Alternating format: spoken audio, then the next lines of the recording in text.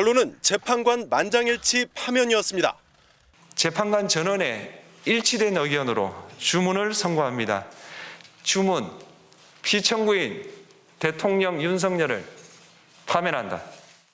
주문이 선고된 오전 11시 22분, 윤석열 대통령은 전직 대통령이 됐습니다. 12.3 비상계엄을 일으킨 지 122일, 헌재 탄핵심판 변론기일이 종결된 지 38일 만입니다. 기다림은 생각보다 길었습니다. 온갖 억측이 쏟아졌습니다. 하지만 헌법재판소는 헌법을 유린한 대통령을 용서하지 않았습니다. 재판부는 윤 전 대통령이 헌법과 법률이 정한 계엄 선포 요건이 충족되지 않았는데도 절차를 준수하지 않고 계엄을 선포했다고 질타했습니다. 또 부당하게 군과 경찰을 동원해 국회와 선관위 등 헌법기관의 권한을 훼손했고 정당 활동의 자유와 국민 기본권을 광범위하게 침해했다고 지적했습니다. 계엄 선포 요건, 국회 군경 투입, 포고령 1호, 선관위 압수수색, 법조인 위치 확인 등 5가지 쟁점 모두를 헌법 위반으로 판단했습니다.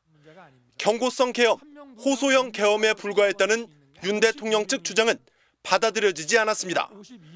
탄핵 소추 사유 중 내란죄를 철회한 것, 검찰 조서를 증거로 채택할지 여부 등 윤 전 대통령이 제기한 절차적 문제 역시 결론에 전혀 영향을 미치지 못했습니다.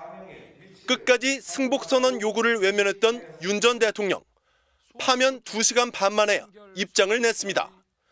응원해주신 여러분께 감사하고 기대에 부응하지 못해 죄송하다는 짤막한 문구만 남긴 겁니다.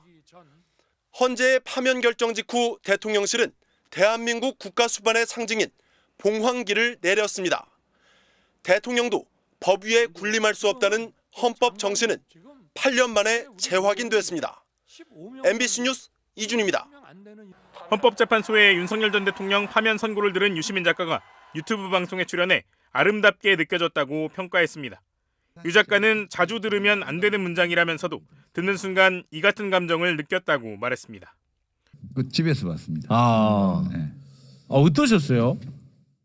그냥 예상했던 판결이긴 한데 네.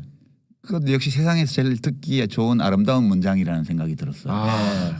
이 문장은 자주 들으면 안 되겠지만 또 유 작가는 헌재가 보통 사람들이 이해하기 쉽게 선고문을 썼다며 많이 노력한 게 느껴진다고도 덧붙였습니다. 그러면서 돌아보니 지난해 12월 3일 선포된 계엄령은 계몽령이 맞는 것 같다고도 역설적으로 말했습니다.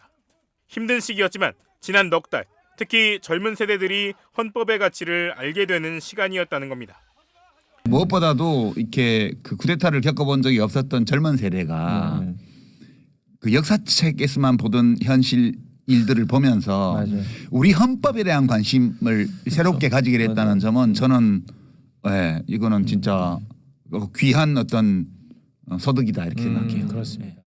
유 작가는 이번 선고문에 국회의 신속한 계엄 해제 배경으로 시민들의 저항과 군인들의 소극적 임무 수행 덕분이라는 것을 적시했다며 때문이 아닌 덕분이라는 단어를 써 헌법을 지키기 위한 국민들의 저항에 대해 가치를 부여한 면이 있다고도 평가했습니다. 한편 국회가 신속하게 비상계엄 해제 요구를 결의할 수 있었던 것은 시민들의 저항과 군경의 소극적인 임무 수행 덕분이었으므로 전원일치 인용이라는 합의를 보고도 선고가 늦어진 배경을 두고 유 작가는 아마 3월 초쯤 이 같은 결정을 했을 것 같다면서 이런 결론이 사회적으로 어떤 영향을 어떻게 줄지 고민했을 것 같다며 헌재에 정무적 고심이 있었을 거라고 분석했습니다. 다만 한덕수 대통령 권한대행 국무총리에 대한 탄핵 기각문은 논리적으로도 많은 오류를 가지고 있었다며 헌재가 정무적인 판단을 하는 것에 대해서는 돌아볼 필요도 있다고 덧붙였습니다. 계엄 당일 국회 봉쇄를 지시받은 곽종근 전 특수전사령관. 국회의원을 끄집어내라는 윤 전 대통령 지시가 있었다고 증언했습니다.